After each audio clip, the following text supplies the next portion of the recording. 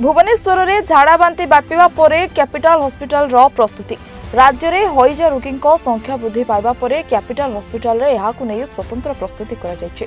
Capital hospital में भुवनेश्वर और आखपाख अंचल किसी डायरिया रोगी चिकित्सित होती किंतु बाहर रोगी कहीं आसी चिकित्सित होना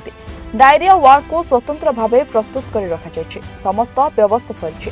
बाहर जदि रोगी आसती तेज चिकित्सा कर भुवनेश्वर से अनायत परिस्थिति हुई ना एवं स्थिति एतेटा खराब होना नजर रही आवश्यक पदक्षेप ग्रहण कर संक्रमण वार्ड रे मोट 18टी शଯ୍ୟା रही गतकाली 3 ରୁ 4 जन रोगी भर्ती होती समस्त स्वास्थ्यावस्था स्थिर रही रोगी आवश्यक औषध और सालाइन मौजूद रखा आवश्यक पड़े शଯ୍ୟା संख्या 40 को वृद्धि बाद अस्थायी शଯ୍ୟା रखा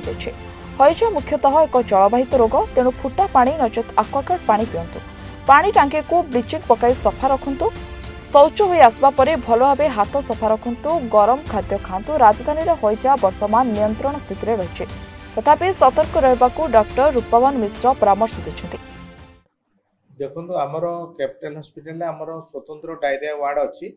जो थी कि आमर बेड मौजूद अच्छी ता सहित आमर सालाइन इंजेक्शन इत्यादि जहाँ जहाँ आमर लॉजिस्टिक दरकार जहाँ मेडिसिन पत्र दरकार सब जिनस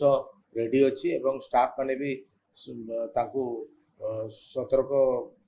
करिकी ड्यूटी दिखाई मु निजे काली जाइथिली डायरिया वार्ड परिदर्शन करके आसी काली मु 12टा बेलू गला बेलू काली सकाळे जोड़े पेसेंट आसते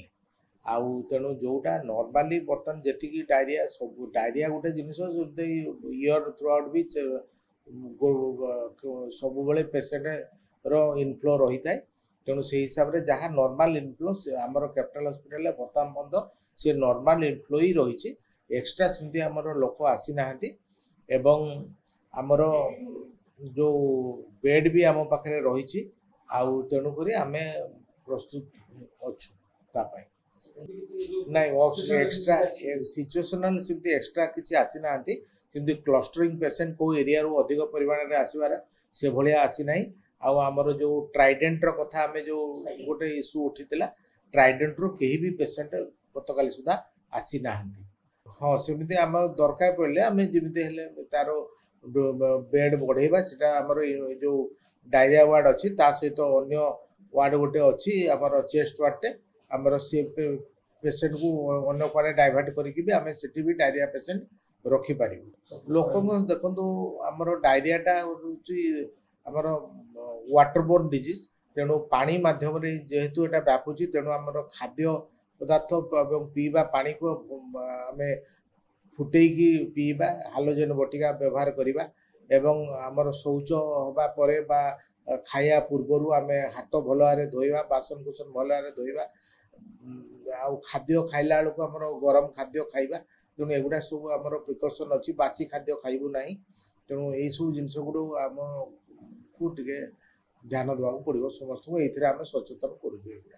पानी टेस्ट आमर जो डीपीएचएल लेबोरेटरी अच्छी से जाए टेस्ट हुआ Bhubaneswar Saroj Kumar Raut report Reporters today.